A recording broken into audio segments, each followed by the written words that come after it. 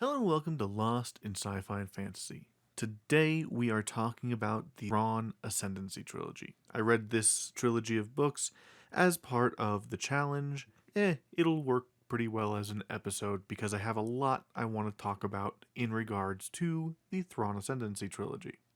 The Thrawn Ascendancy trilogy is three books that are a prequel, kind of, to the main Thrawn trilogy that is in canon.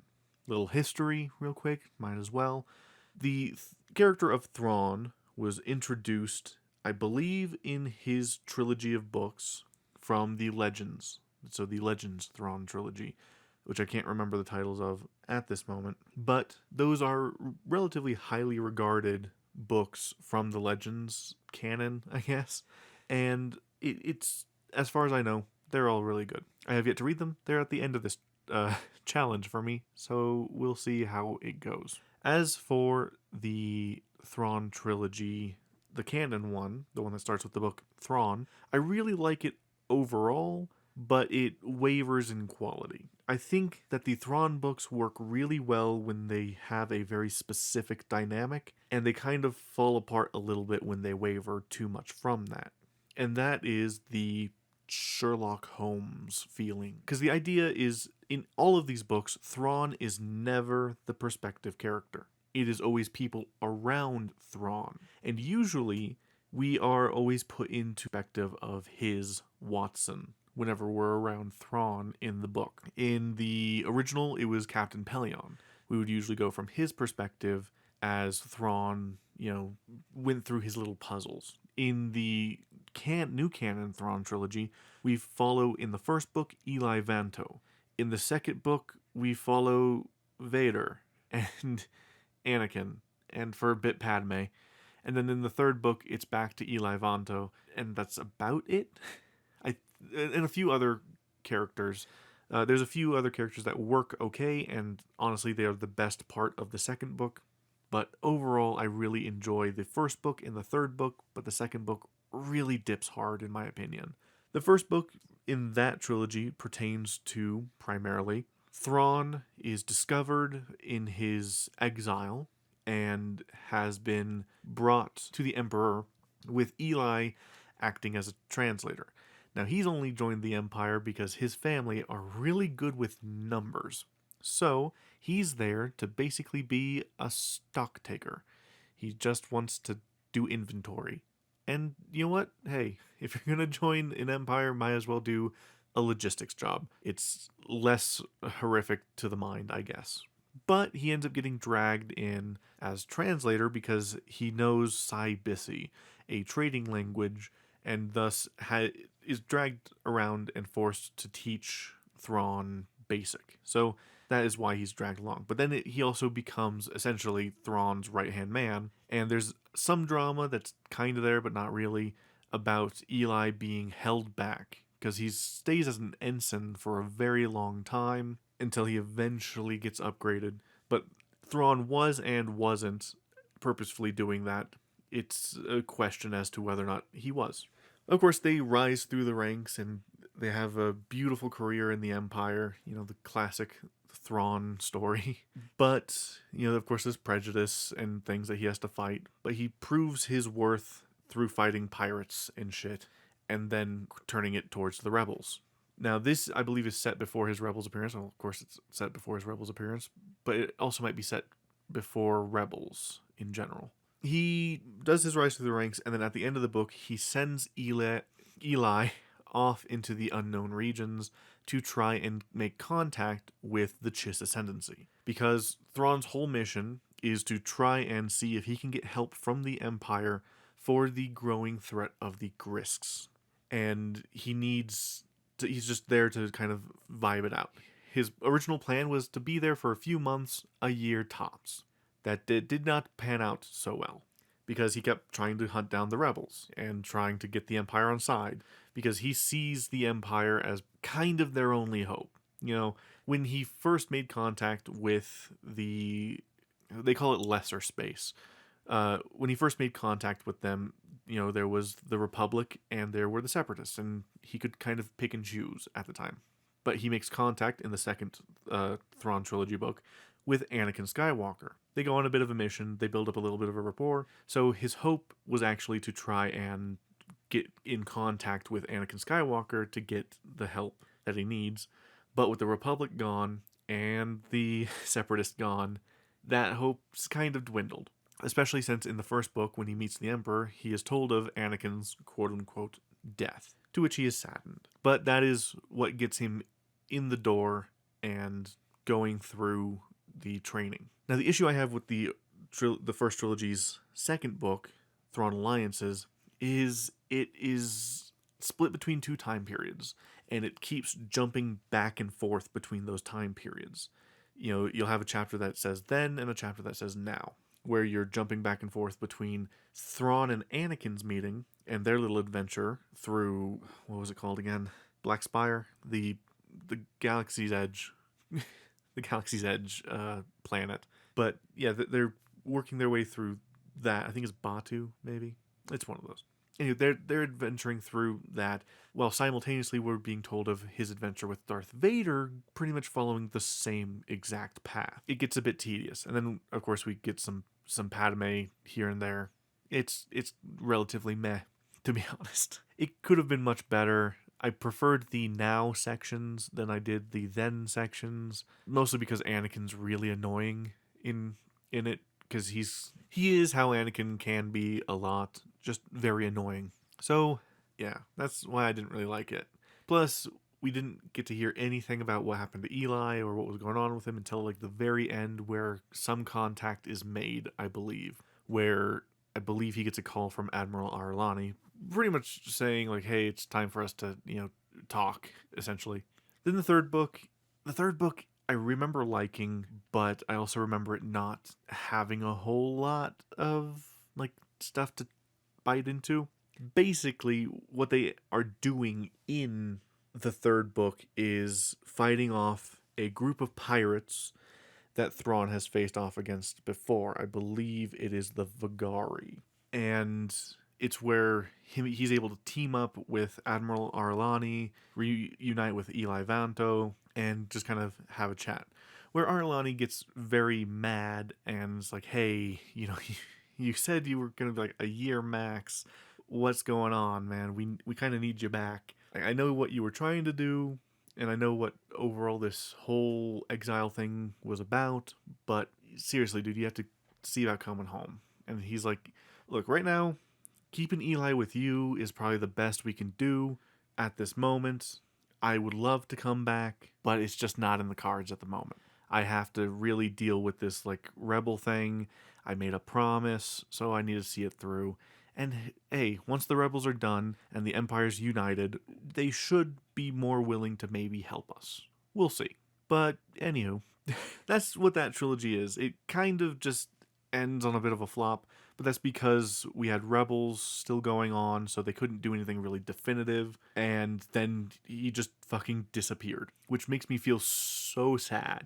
Overall, Thrawn's story makes me feel so sad and very anxious, because Thrawn is a very vital part of the current, like, the Disney Plus shows, as well as the upcoming Mandalorian and Grogu movie. He's supposed to be the big bad, which means he's likely gonna die. So he's at least given some hope to the Chiss Ascendancy, plus the amount of people he's affected, which we'll get into in a bit, is quite large, and he would have had enough of a lasting effect to kind of spread his ideology and his method of thinking at least a little bit. With Admiral Arlani, they are okay, but not great. It's a bit rough, to be honest. And I really, really hope that in preparation for the Mandalorian Grogu movie, they give us a little bit more. It's like another Thrawn trilogy, maybe, just to maybe give us hope that he'll survive. Maybe? I don't know. Anyway, so that's kind of that. The Thrawn Ascendancy trilogy is a prequel, kind of, because the very first book crosses over with the past section of Thrawn Alliances. So, what are the book's titles? I can't remember the the book's titles. It's fine. I know that there's greater good, lesser evil. Yeah, I can't for the life of me think of all of them. Don't know why, but I am drawing a blank. Oh well. Anywho, the first book is... The trilogy itself actually reads really well in one go. It would have probably been agony and very annoying if you had to wait months or years for the books to release, because the first book introduces a lot that don't even get mentioned again properly until the third book. So that's something that's really annoying. And just like the previous Thrawn trilogy, it dips in the middle. Really fantastic, amazing first book. I can't recommend it enough. It dips kind of hard in the second. Not as bad as Thrawn Alliances, but it does dip a bit. And then it kind of recovers in the third book, because the first book does a really good job of keeping with Thrawn, because it's tackling an imminent threat to the Ascendancy, as this outside force, the Nicardan, have done a really dumb move, essentially. What they did at the very beginning of the book is they came in, pretended to attack the Chiss homeworld, and then died. And they were hoping that that would cover up the fact that they were hunting down a refugee ship. Thrawn, freshly awoken from a tough battle, that he has sustained injuries from, but he's recovered enough and has been given command, either again or for the first time, of the Springhawk. It's hard to say. I believe it's again, because the first time, we don't know when that was. I honestly don't know. He's just recovered. He's been given command of the Springhawk. The previous commander has been shunted down to be his first officer, to which he's not very happy about, and so there's some drama there. Then we have Thalius, because these books have in-between chapters. The first book's in-between chapters are moments from Thrawn's past as he is brought into the Myth family and slowly rises the ranks, and the issues he came along the way as he rose through the ranks of the military. The first of these is him and Thrawn, I think his name is. A guy that ends up really, really hating Thrawn for some reason. We follow that for a bit. Then the next one is Thrawn's interaction with a Skywalker. Skywalkers are the way that the Chiss military gets through hyperspace fast. So instead of having like computers that calculate all the routes and whatnot to avoid planets, black holes, gravity wells in general, they use essentially force-sensitive children that lose the ability at a certain age. And Thalius is one of these. She actually ended up losing her ability early. They usually lose it around 14 to 15, and she was losing it at the age of 13. So she was super mad, depressed about that, until she had a conversation with Thrawn, at which point he was like, hey, it's your life. You can do whatever you want with it. Just kind of figure it out. To which she was like, yeah, he's right. I should just figure it out. And so she joins the Myth family, and she has this want and need of meeting with Thrawn again. So she tries to join the ship that he's on. And she's initially trying to get on as a caregiver, but there's a lot of issues with that. They don't allow previous Skywalkers to be caregivers. It's very short notice. She hasn't really filled out the paperwork. She's being bounced around quite a bit until Thurfinn, that's his name. He, the one that brought Thrawn in, who has come to hate Thrawn, pushes her through to get on the condition that she just keeps an eye on him and reports essentially what she sees back to him. She's not really having that, but she accepts because she kind of needs to. At which she then meets Cheery, who is a Skywalker. She's gone through a ton of different caregivers. She's very meh to everything, but they start building a bit of a rapport together as time goes on, except for when Thalius and Thrawn go on a side quest together. But don't worry, Cheery goes on a side quest with Thrawn on her own too. In fact, that side quest that she and Thrawn goes on is the one that takes him to lesser space, because he goes out there just to, I guess, see if they can find any help or learn more information on the Nicardan. And they go, and that's when he has his adventure with Anakin Skywalker. They're out there for a few weeks. They end up grabbing a shield generator and taking it back to the Chiss Ascendancy. Then after that, the whole book is them going around trying to solve the mystery and get the Syndicure to understand the threat of the Nicardan, because they don't take it seriously. They're like, oh, they're not doing anything, while the Nicardan is actually going around and surrounding this Ascendancy, essentially, and doing an okay job of it. In the end, Thrawn is able to thwart them by basically getting the assistance of one of the people that he was trying to take over, Yiv the Benevolent, and also uses the shield generator to pretty much just ram a ship straight into General Yiv's ship and then take General Yiv alive, and I guess kill everyone else. We also follow Kilori, a Pathfinder, which is how everyone else is supposed to get through the hyperspace a lot faster than normal, because the 3 methods that we are shown, well, technically 4, throughout this trilogy are Skywalkers, which are kept a massive secret. Like, even like lower level Chiss do not know about Skywalkers. Only like bridge crew and high up people like in the Syndicure know of Skywalkers. Then there's the Pathfinders. The Pathfinders make their way through in a similar way as the Skywalkers, except for they tap into what they call the Great Presence. They're able to sense each other through it so that they don't hit each other, and then they just let the Great Presence guide them. It's similar, but not really the same as the Force. Then there is Jump by Jump. This is extremely slow, and basically it is just jump to the next system, recalculate, jump to the next system, recalculate, jump to the next system. And yeah, it's just extremely slow. So something that would take maybe a day or two would take weeks instead. Then there's a like mysterious fourth option that the Grisks take advantage of, but we don't know much about them. They're, from what we can tell, very similar to the Skywalkers, but otherwise it's nothing. Anyway, so that's the first book.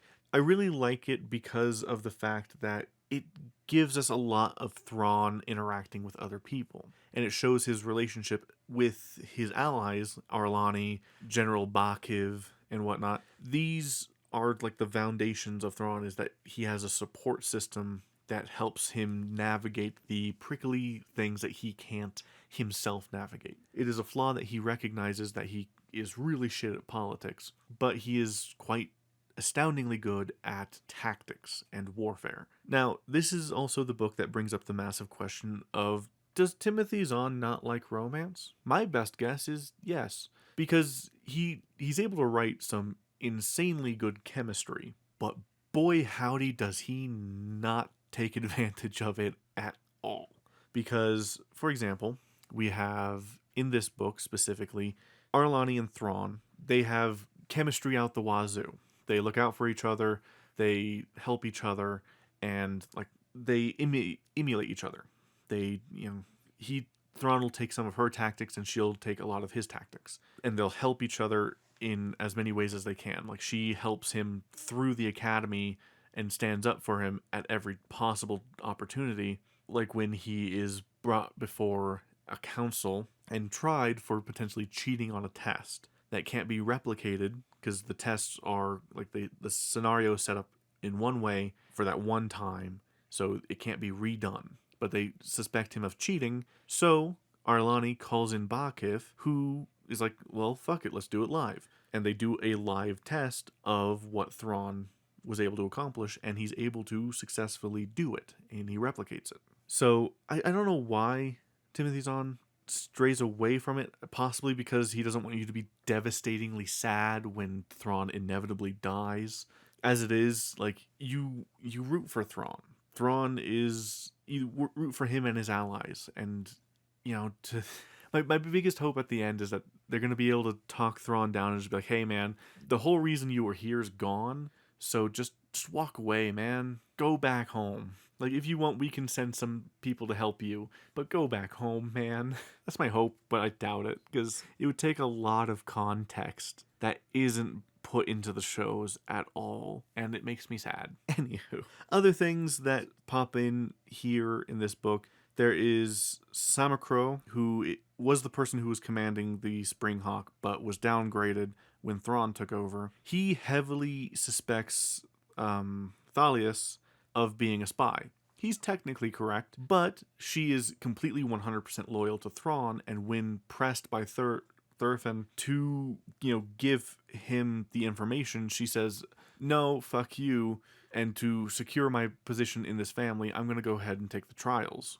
She takes the trials, passes, and moves up from merit adoptive to a trial born, which means that Thurfinn can't easily kick her out without precedent. So, yeah, that's that book. The second book, which is Greater Good, maybe? I don't know.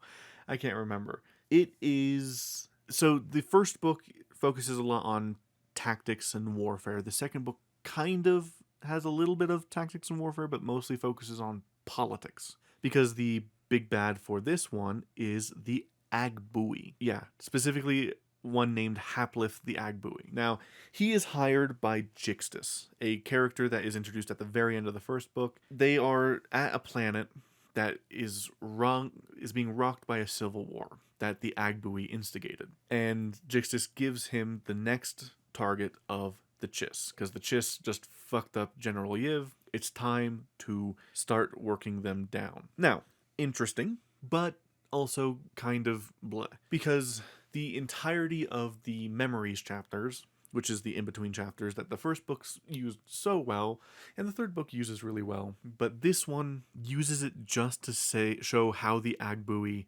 fully integrated themselves into Chiss society. And it's really, really sad, because we follow the Agbui in books present time, showing them as they're trying to weed in and put in their messaging to sow discontent amongst the Chiss. But then we're taken back to where we get another example of Timothy Zahn just not liking relationships, where he takes a couple, an engaged couple, who are on their version of a gap year, exploring the Ascendancy, and they take them around to try and learn more about the Chiss and their weaknesses while trying to find a planet to properly settle. They get really mad because the woman really wants to look at this migration that takes multiple weeks, but that would put the Agbui way behind schedule. So when he gets so annoyed and she ends up figuring out what happened and what's going on, because the Agbui have this ability to, with physical contact, they can read your emotions and vaguely your thoughts and your ambitions. And once she figures that out, he kills her, dumps her in space, and it's really sad. Then they take the guy, say like, oh yeah, she stayed behind, and we're leaving now. So, hey, let's go to that planet that we've been wanting to go to, and we'll start our farm to get spices there. Now, the whole discontent that they're trying to sow throughout this book is they are trying to plant the seeds that there is an extremely valuable mine on this planet that is just loaded with ore. A very specific ore called Nyx. Nyx is used for ship hulls, specifically warship hulls, because it has amazing properties, great durability, and it disperses laser fire. But the Chiss only have like 3 mines, like Nyx mines, that aren't super abundant, so to have a new Nyx mine would be astronomical. So the Agbui are targeting the lower families, because the Chiss hierarchy of families is that there's 9 ruling ones, 40 minor ones, but that number can change at any moment. Now, I'm not going to get into the family names, but the Agbui are able to attract 3 different families to go to this fake mine to mine Nyx. And the idea is that they would all show up at the same time, fight each other for it, starting a civil war, because them fighting would trigger their allies in the 9 to fight, which would trigger their allies in the rest of the 40 to fight, and so on and so forth. Thrawn and co. are able to thwart this, mostly just by talking to each other. Like, this book introduces a new character, Linda, I believe her name is. She is part of the Zodlock family, one of the 3 that gets all, nixed up. And she is called for a family emergency to man family ships, but she feels everything's off when the orders are given, because it's not given by a patrial. They don't ever talk to the patrial, and all of the orders are being given by like this counselor, essentially. A very low rank person who just deals with like local issues, like hyper local issues. And so she's kind of off put and takes some of the messaging and kind of ignores it a little bit because they're told radio silence. Don't take any messages without, unless they're like from me and whatnot. And she's like if I get a call, let me know. And this puts her crew kind of on edge a bit and a little bit against her. But they follow orders, which is how she's able to get in contact with Thrawn, who's like, hey, stop, it's a trick. Like, don't, it's a lie. Ignore it. The mind's fake. Just help us and we can get this figured out. So they're able to orchestrate a thing. The biggest issue being, because the way that they orchestrate it is that Thrawn launches a fake battle, making it seem like he's pinned and weak and whatnot, and hopes that the three families would unite to fight off the common enemy that's attacking the Ascendancy, technically in general, because the Expansionary Defense Fleet it represents the overall Ascendancy. In fact, the flag officers lose their family name. They lose their family in general because they are supposed to be part of just the Ascendancy at that point. So with this going on, the families do join together, but Linda notices something that Thrawn missed because he's blind to politics of once the combined threat's gone, they'll go back to fighting each other. So they need to do something to destroy the mine. What they come up with after she gets detained is Thrawn has to uses his Skywalker to just slightly predict when something's going to happen and kind of cause it to happen the way they need it to, like to change what she sees. It works. They're able to like ping a fighter into a freighter that covers up all of their tracks and perfectly sends it on a trajectory into the mine, destroying the mine. So it's like, oh, whoopsie doodle, this is a mistake. And all the families from that point on just try to bury it. The sad thing about this book is it's not terrible. It just is. It's longer than the last one. It drags a bit, and it doesn't keep with Thrawn. We follow Linda most of the time because it's kind of her book for a big chunk of it. We also get a little bit of Arlani, and we get way too much of the Agbui and Haplith. Way too much. But that's the whole thing, is that we're supposed to see their little machinations and whatnot. And then, ooh, it's so funny when they fail. Thrawn's off, like, chasing pirates and making pacts with their enemies and trying to help with the Nicardan remnant, while Arlani and Linda initially are also hunting down the Nicardan remnant and come across Sunrise and the Magus, and they go back to the planet from the first book, and it's a whole thing. It's interesting, but it's a lot. The third book is an improvement upon the second, but not by much. Where the second book had Linda, who becomes Zinda, because she decides to hop families when she sees the other one's gonna kick her the fuck out for, as they say, family treason. She jumps over to the Irizi and is happy to join them. But she has some issues in that she has, well, in the second book, she doesn't like Thrawn. She's like very against Thrawn because he's a maverick, and she sees him as a glory hog. You know, he's made the Springhawk super famous amongst the Ascendancy, and he's a known wild card essentially. And she is seeing him like, oh, he's pulling all this movement and whatnot to bring glory to the myth, but Thrawn does not think like that. He does not give a shit about his family. All he cares about is the Ascendancy and protecting it at all costs. And she kind of eventually comes to see this, primarily once she has the name change and spends, I guess, a little bit more time with Arlani, to where she becomes semi-reluctantly, but still kind of an ally of Thrawn. But the third book introduces a character that is staunchly anti-Thrawn, and she is going to pull some of the dumbest moves ever in this book, and it gets extremely frustrating when we follow her. While eventually, around the halfway to 2/3 point, she starts to wisen up a bit, and she does help Thrawn in the end. She, for most of the book, is pulling dumbass move after dumbass move. Even in the past sections, she's pulling dumbass moves. But you learn that she was an officer, one of the deck officers on the ship where Thrawn assisted the pirates. This is all the way back in the first book. He sent out little laser beams to not help pirates, to help people being attacked by pirates. He gave them tactics to help them win and gain some small allyship with them. The big political blunder that they built up in the first book is resolved in the first book, as Thrawn not realizing that they were going to try to continue to squeeze them for more information. But they ended up seeing through it and being like, hey guys, that's a dick move, and then leaving.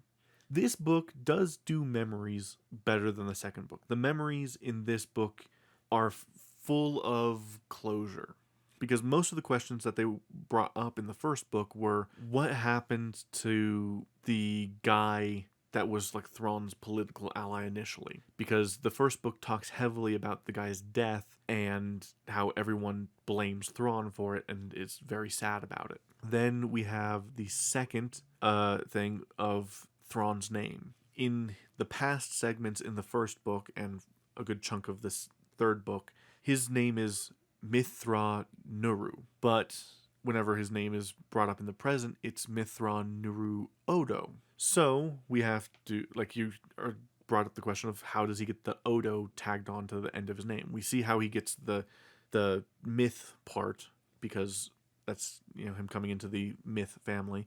But where does the Odo come from? We get that in this book. And it's a decently satisfying story as to how he gets it, and it's actually has a lot of meaning behind it, which is cool.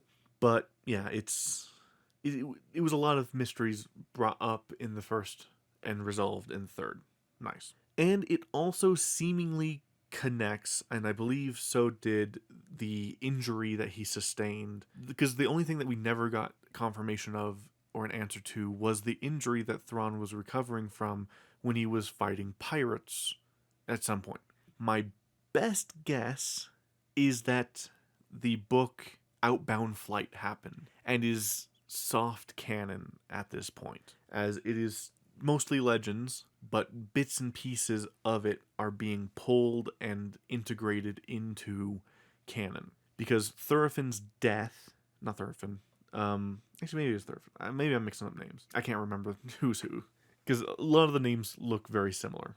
But the guy, Thrawn's political friend, his death sounds very similar to how Outbound Flight ended, you know, with them crashing it into a planet and the survivors kind of living on, sure, but them having died to do it. And I think that's the case. I would have to reread Outbound Flight, and as it is, because I bought the book Survivor's Quest, which deals directly with Outbound Flight, I am at some point going to have to read Outbound Flight again. Because Survivor's Quest is a New Republic era Legends book that is basically someone comes across the wreckage of Outbound Flight and notifies the Republic and is like, hey, the old Republic, you know, the pre-Empire Republic's ship, we found it. Do you guys want to take a look at it? And they're like, yeah, sure, let's go take a look at that.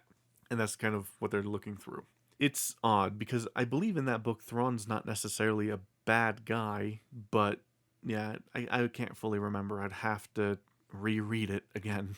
Anyway, this book, though, does a decent job of wrapping things up as well, and connects directly in with the first new canon Thrawn book, as we are dealing with Jixtis directly now, as he has brought in the Trilogy Illuminate, and their whole thing is basically the Nicardan, but they have a philosophy called enlightenment. They enlighten people, basically beat the shit out of them until they're like, oh yeah, nah, we'll follow you for protection and shit.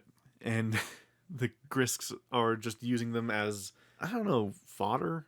They don't really take much advantage of the Trilogy Illuminate. What they do is they're supposed to do what General Yiv was doing and take over the smaller places to cut off the Chiss. But the main leader of the Trilogy, really wants to take on the Chiss themselves. But Jixtis is like, nah, man, I need you to ferry me around so I can continue to try and sell this bit of footage and my help to try and seed my fleet in the Ascendancy so that I can just kind of spring it on them when they start kind of fighting each other. So they'll fight each other and then we'll just kind of mop them up, is I guess the plan. And it's a plan that technically works. It's a bit annoying, but it does technically work. Because what we're doing for most of the book is hopping around, following different characters as they interact with Jixtus, or as they're continuing to do their cleanup / protection of this one planet, or Thrawn just kind of hopping around doing random ass shit.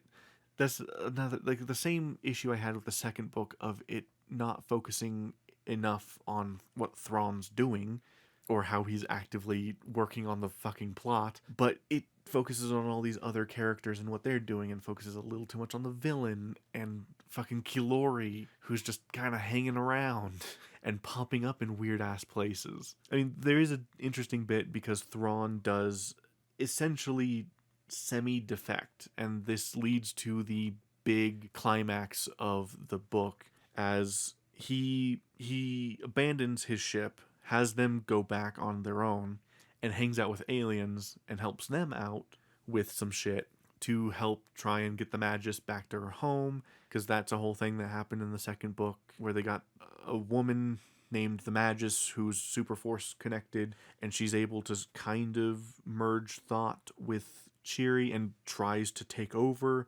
Cheery at one point, to which they're like, no, don't do that, and they're like, okay. Like, there's actually a lot of threads that they left lying down that could be picked up, fingers crossed, in another trilogy or something in the future. Even if it is just the Ascendancy without Thrawn, I want to see more of what's going on there. They've built up so many characters and things that they could do, but they aren't using it, at the moment at least. Again, personally, I really, really hope that they just have Thrawn go back to the Ascendancy. They have Thrawn figure out his shit there. But I still highly doubt they're going to, and it makes me so sad. Anywho, so yeah, the main plot of this book is just mostly following Jixtus as he's doing that. He does get the Klar family, which has the one person that really, really hates Thrawn in it, to definitely get ships from Jixtus, buy the full video and everything. Like, and she becomes fully convinced that, like, okay, it's this family that we hate that is trying to orchestrate everything, when it's not. It's just Jixtus being a dick. And we need to go prove that they're making these fake ships. And they keep trying. They go in, and Jixtus is like, hey, they have a spy platform there. The Myth have a spy platform there. That's who recorded it. Or at least that's what she assumes, is that it's a Myth platform that is proof that they were semi-involved and they're the ones that actually recorded the footage. And they're like, oh, it's in an asteroid. Which by this point, the others, Zinda and Arlani, have had extensive experience with, which is a asteroid missile platform. This, I believe, was introduced in the second book, as then Linda and Arlani tried to disable it and use it to fight that then unknown Grisk warship. They're able to destroy it anyway, but still. Anyway, so Zinda is going through trying her damnedest to convince this fucking brick wall of a woman to just listen for like 2 seconds. This is a missile platform. If you try to crack it open or whatever, you're going to die. And there's an extended argument scene, and in the end, they're able to talk her down and force her to see reason for once. And they get her to see reason and leave and whatnot, but even then, she still doesn't believe that Jixtus is 100% bad, so it takes more convincing of, well, her patriarch sending her back to a place, her coming across the hidden fleet that he's bought from Jixtus, going back, Jixtus having been told where they're going, and sending a ship after them, to which she's like, oh, fuck. And then they're able to leave, luckily, and they confront their patriarch about it. And she's then fired and whatnot, and then they all meet for the big climactic battle. The big climactic battle that happens at the end of the book is basically Thrawn and all of his allies get together and they pull some fun trickery. Thalias basically puts her entire career and life at risk for Thrawn, which gets Samacro's approval, and he fully understands, like, she has been on Thrawn's side the entire time and sees her in a much new, like, a better light and whatnot. But yeah, basically she threatens to kill Thurfinn with a gun and is like, hey, I need you to do something real quick. It's for the good of the Ascendancy. You're not going to like it, but yeah. And basically what he's sent to do is trick the Syndicure into approving military action of certain ships from the expansionary defense fleet and the defense force as well a bit. And what it is they're just doing that to, because the idea is that they're supposed to go get Thrawn and drag him back to be put in front of the council for, all of his perceived crimes. Instead, it's Bakif uses it as approval to send them blank blank to Thrawn, to which Thrawn then uses them, joins them, gets them in on the maneuver. They do this beautifully choreographed thing where Jixtus basically shits his pants, tries to flee, and gets killed in the end. And it's a beautiful thing, so good, but it culminates in them going back to the Syndicure and everyone but Thrawn getting praise and Thrawn being sent into exile. The exile was Bakif's idea, or at least the ceremony of stripping him of rank and everything was Bakif's idea, and the exile was also a bit his idea, because Thrawn is like, hey, the Grisks are still out there. Like, yes, we defeated their fleet here, but they're probably at some point going to come and try to rock our shit again, and we are hanging together by a thread. Twice now we've almost just devolved into civil war. So we need outside help. And this battle here kind of proves that we needed outside help. Because they also, during the battle, brought in like the small allies he's been able to make throughout the books. And he's like, yeah, so we need to go get some outside help. So the idea is that his exile is technically true, but also not fully. And they're like, hey, he's leaving good people behind. And Arlani's like, hey, we really do need you, but as long as it's not going to be super long, it shouldn't be too bad. And the idea is that he would go to a planet, be in quote-unquote exile for a few weeks.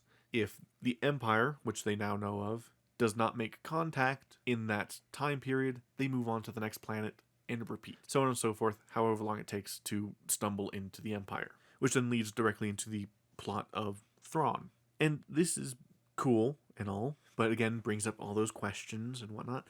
And it's also shown that he did it as a sacrifice, essentially, because the Syndicure and the Council and whatnot wanted everyone involved in the battle to be stripped of rank, stripped of family, just demoted all around. And everyone was expecting, like, because a lot of people got promotions, some people were brought back into the fold and whatnot, so everyone got some form of commendation. They were expecting that, they're just going to give him a slap on the wrist. They'll demote him, but eventually he'll be put back into place in like a year or so. He'll just be quietly slipped back into place. But then when they saw that he was being exiled, everyone was shocked. But yeah, like I've been saying, I really hope they do a good, satisfying ending to this. The thing I would hate to happen, and it's sad because it's very possible it might happen, is that it becomes a plot thread that just goes nowhere. There's like 3 potential ways they could solve this. 2 of them don't involve Thrawn directly, so it means that Thrawn could die, and it could be a sad thing, whatever, but the 3rd one does involve Thrawn. 1, you could do a TV show or movie trilogy set in the Ascendancy and what they're doing without Thrawn. They could do this after the Mandalorian and Grogu thing. It could also, number 2, be a TV show. I'd be happy with that. I don't care. I just want to see more of this, and ideally I would love to see it on screen. But the third option kind of does require Thrawn, and that would be books, because the books follow Thrawn. Even if we never directly follow him per se, they kind of surround him. They could do books without him, but it wouldn't feel the same. I feel it needs to be some kind of different format to justify not having him, especially since he's likely going to die in a visual format. We kind of want to see what happens afterwards. But my biggest worry is that it's just going to become a plot thread that we'll never find out what happened to the Ascendancy. Like, was Eli able to help help with the Skywalker program? Did the Grisks come back? Did the Grisks do anything? I don't know. I really don't know, because it does very much seem like he went to the Empire with a goal in mind, got a little too lost in the sauce, and then just fucking dies. But we'll see. It's something that's gonna happen at some point, hopefully. Anyhow, with that said, let's go ahead and do a quick update on the challenge. The challenge is going okay ever since I finished the third Thrawn Ascendancy book, Lesser Evil. I do remember that one, at least. I have finished Mal Goes to War. I finished it relatively fast, and I've started my little built Padawan trilogy, starting with Padawan. Mal Goes to War was okay. A little bit, it has very interesting concepts, but for the most part, falls a little bit flat with not a whole lot of plot happening. It's just kind of a few people wandering around and interacting a bit, but not doing a whole lot, to be completely honest. Then Padawan so far is not bad. I'm just getting into the main bit of the plot. It's not what I thought it was gonna be initially, and it hits some of the same notes that I'm worried about for Master and Apprentice, because it hits some of the same notes as Master and Apprentice, because Master and Apprentice I did read a little bit before I kind of closed it when one line hit, and I was like, oh, fuck me. I'll talk about that more when I get down to it. But this one it's edged close, but not quite crossed that line. It's gotten close. It definitely tickled the line. But yeah, that's it so far. Sadly, I haven't been able to finish Padawan super fast yet or anything like that. I'm hoping that soon maybe I'll be able to, but we'll see. But we'll leave it there for now. Hopefully you guys are enjoying the more visual form on YouTube and the fact that the show is back in general. I'm sorry I took so long of a break. Next week's episode, if I get it done in time, like if I've consumed all of what it is in time, will be the animated Lord of the Rings trilogy, which consists of The Hobbit, The Lord of the Rings, I guess in brackets Fellowship of the Ring, and Return of the King. Whether or not any of them are actually properly involved with each other is a question that we're going to find out. It's going to be a journey. I've already watched The Hobbit, because what I'm doing is I'm walking on a treadmill as I watch them to build up to doing the extended versions of the Peter Jackson Hobbit trilogy and the Peter Jackson Lord of the Rings trilogy, which is going to be a journey for sure. So far with the animated Hobbit, it was a success. I walked for 2 hours straight, and boy was I exhausted afterwards. We'll see how I do with the others. But yeah, so next week might be that, maybe. Otherwise, it will be the week after, or the week after that. It's coming at some point. It depends on how long it takes me to get through those. Then at some point will be the Hobbit trilogy, then the Lord of the Rings trilogy, and then eventually, at some point, once I'm done with this challenge, I'll read the books. So that's going to be fun. So it's going to be a bit odd that I'm going to do the movies first, but since I've given myself something interesting to do while watching the movies, I'm not too plussed about it. But with that, I think that's it. I don't know what any backups would be if it's not that. I'll figure something out. But in the meantime, if you liked what you've been hearing, thank you. If you want more, I do stream on Tuesdays and Wednesdays. I'm streaming Assassin's Creed Shadows currently on Twitch at Legionnaire. I'm streaming Assassin's Creed Shadows on Tuesdays. On Wednesdays, I'm doing Lego live streams / it's going to be like just crafting stuff. So I'll be doing crafting projects and puzzles and whatnot on Wednesdays. And the Wednesday stream will always become the visual footage that you see in the background of the video. The video version of the podcast. If you've enjoyed what you've been listening to and you want to support me, I do have a Patreon. Currently, the main thing that you get with the Patreon is either the lowest level, you get access to the live streams, the streams that are the videos that I put on the background, full unedited, like pretty much as it was when it was live streamed is what you're getting on Patreon. Hopefully you enjoy that. Otherwise, there is a poll for $5 supporters and a thank you on the live streams, and I can extend that to at the end of podcast episodes, for $10 supporters, as well as being able to choose the options for the poll. But yes, so if you would like, you can support for as little as $3 a month. I do recommend that you support through a browser if you are going to, because there's an issue with Apple where there's an upcharge. So go through a browser. Anyway, with that said, thank you guys so much for watching and listening. I will talk to you guys next week. Goodbye.